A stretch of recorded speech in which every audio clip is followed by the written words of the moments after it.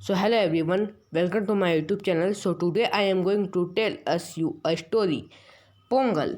गोपाल की उम्र करीब 10 बरस थी। उन्हीं दिनों उसके पिता को कनाडा में नौकरी मिल गई। वे सभी कनाडा चले गए। वहाँ गोपाल का मन काफ़ी लग गया था। फिर भी उसे बहुत बार भारत की याद आती थी। उसे मद्रास के निकट के अपने गांव का स्मरण हो आता, जहाँ उसके दादा दादी रहते थे।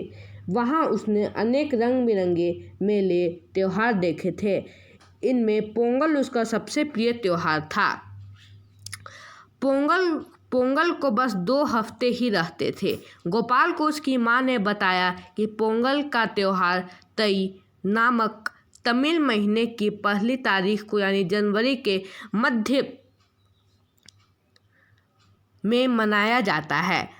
माँ ने उसे यह भी बताया कि तमिलनाडु में धान की फसल को समेटने के बाद लोग खुशी प्रकट करने के लिए पोंगल का त्यौहार मनाते हैं।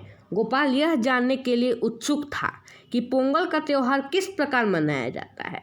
वह बचपन में मनाए गए पोंगल त्यौहार को याद करने लगा। पार्वती गाय उसे आज भी याद थी, ये वाली गाय। दादी माँ ने पोंगल के दिन उसे सजाती संवारती थी। इसी दिन गांव के बैलों को भी भव्य रूप में सजाया जाता और गली कूचों में उनका जुलूस निकाला जाता।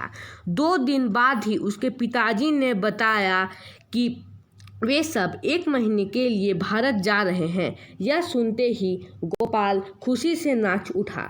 गोपाल अपने माता पिता के साथ पोंगल से 1 दिन पहले अपने गांव पहुंचा। वहां सभी घरों खुशी से नाच उठा। गोपाल अपने माता पिता के साथ पोंगल 1 दिन पहले गया, क्योंकि अगले दिन पोंगल था। पोंगल से पहले सारी रात पुरानी वस्तुओं की होली सी जलाते हैं। इसी दौरान ढोल आदि भी बजाए जाते हैं। यह सब उसे दादी माँ ने बताया था।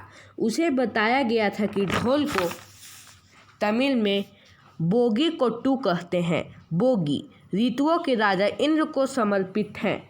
इंद्र नई ऋतुओं के आगमन की घोषणा करते हैं।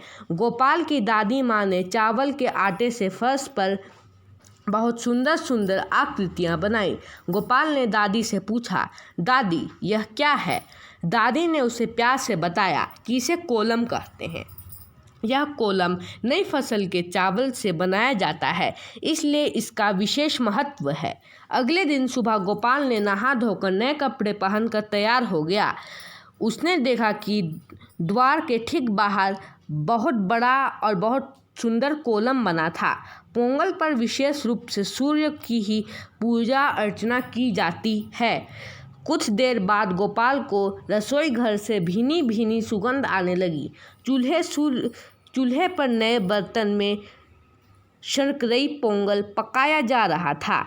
यह शर्करई पोंगल दूध, गुड़ और चावल से बनाया जाता है। सूर्य की पूजा करने के बाद गोपाल ने बड़े चाव से शर्करई पोंगल खाया। दादी माँ ने उसे बताया कि तमिलनाडु के लोग हल्दी को बड़ा पवित्र मानते हैं। हल्दी और धान की फसल एक साथ निकलती है। इस अवसर पर अन्य भंडार भरे रहते हैं। प्रकृति की शोभा देखते ही बनती है। गोपाल को बचपन के गली कूचों में डोलते बैलों की याद हो आई। दादाजी ने बताया कि वे अगले दिन माट्टू पोंगल पर दिखाई देंगे। इस दिन पशुओं की कृतज्ञता प्रकट की जाती है। पोंगल खेती बाड़ी का त्यौहार है। किसानों से संबंध होने के कारण इस दिन बैलों को भी सजाया जाता है। अगले दिन गोपाल ने बैलगाड़ियों की दौड़ का भी भरपूर मजा लिया। इस प्रकार गोपाल का भारत आगमन सार्थक हुआ। उसने इस त्यौहार का हृदय से आनंद उठाया। उसने पिता से कहा कि वह ये दिन कभी नहीं भूलेगा। पिता ने स्नेहपूर्वक कहा, हाँ बेटे, ये त्यौहार खुशियाँ बांटते हैं और हमें एक दूसरे से निकट लाते हैं।